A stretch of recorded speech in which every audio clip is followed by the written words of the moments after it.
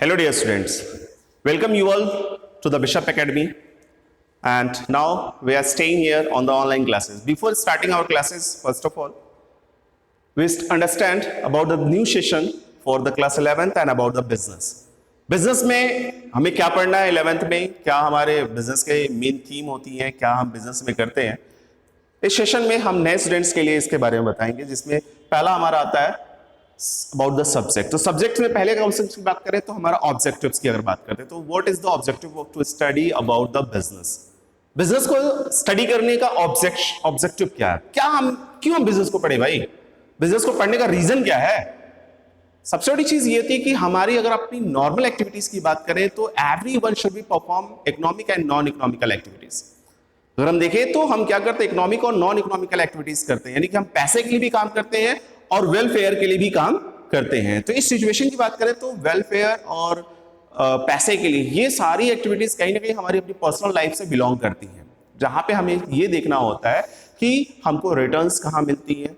हम अगर कहीं जॉब भी कर रहे हो तो उसका एक ऑब्जेक्टिव होता है कि हमको रिटर्न्स मिलती है, ठीक है, सैलरी के रूप में मिलती है। तो बिजनेस का जो मेन ऑब्जेक्टिव होता है वो बिजनेस प्रोफेशन या ट्रेड से रिलेटेड उन एक्टिविटीज को स्टडी करने का है, इस सब्जेक्ट का, जिसमें हम अपने बिजनेस को बेहतर तरीके से स्मूथली सर्वाइव कराते हैं।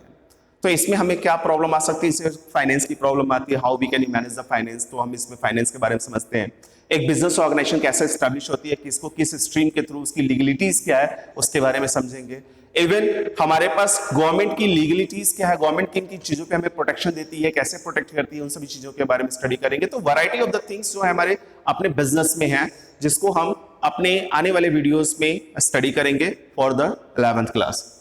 जब हम बात करते हैं कैरियर ऑप्शन बिजनेस में, तो एटलीस्ट ये देखें तो नॉर्मल बिहेवियर की हम बात कर लेते हैं, तो नॉर्मल बिहेवियर से ही हमारा बिजनेस शुरू होता है। आज के टाइम में अगर हम छोटी एक्टिविटीज करते हैं और वो भी इकोनॉमिक बेसिस पे करते हैं तो हमारा बिजनेस का ही पार्ट होता है। तो वाइड ऑफ एरिया इसका है, जो कि बहुत बड़ा एरिया है। अक्सर आपने देखा होगा कि लाइफ में अगर सक्सेस नहीं कहीं मिल पाती है तो लोग कहीं ना कहीं बिजनेस को ही अडॉप्ट करते हैं और वो बिजनेस उनकी लाइफ को मेंटेन करने का एक बेस बन जाता है, और उसके साथ साथ वो अपनी लाइफ को आगे बढ़ाने का काम करते हैं। तो इससे आप बड़े बिजनेसमैन बन सकते हैं, बिजनेस को पढ़ के प्रोफेशनल मैनेजर्स बन सकते हैं, प्रोफेशनल्स कंसल्टेंसीज को आप ओपन कर सकते हैं, जहां पे आप वैरायटी ऑफ द पर्संस को या बिजनेसमैन को नए नए तरीकों के बारे में समझा सकते हैं और नए आइडियाज दे सकते हैं। तो इसका जो वाइड एरिया जो है बहुत ही वाइड है। और हम इनकम की अगर बात करते हैं, इकोनॉमिकल एक्टिविटीज तो हमारे लिए इंपॉर्टेंट है ही है। इनकम की बात करें तो खासतौर से बिजनेस स्ट्रीम में जो इनकम की सिचुएशन है वो फुल्ली निगोशिएबल है, यानी कि अगर आपके पास कैपेबिलिटी है तो आप मैक्सिमम अर्न कर सकते हैं, और आपके पास कैपेबिलिटी नहीं है तो सर्वाइवल तो आसानी से आप कर लेंगे।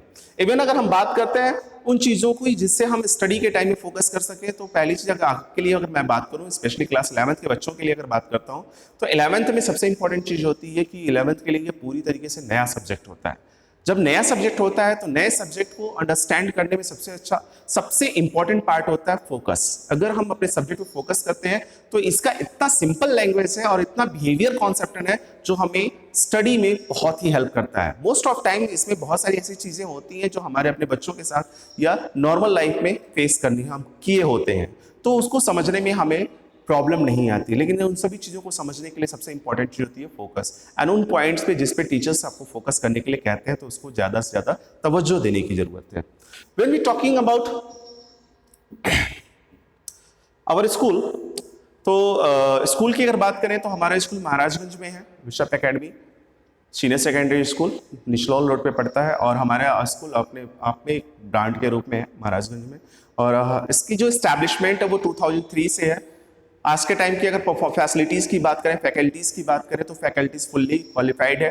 इवन अगर हम बात करते हैं तो हमारे पास जो इन्वायरमेंट है वो भी पूरी तरीके से एजुकेशनल है। Discipline is a very important part our in school, and most of जो रिक्वायरमेंट है एक स्टूडेंट्स के डेवलपमेंट के लिए वो सारी चीज़ें हमारे पास अवेलेबल हैं। इवन अगर हम बात करते हैं प्रीवियस परफॉर्मेंस की, तो हमारे सब्जेक्ट्स की अगर बात करें तो 90+ बच्चे लेके जाते हैं 12th में।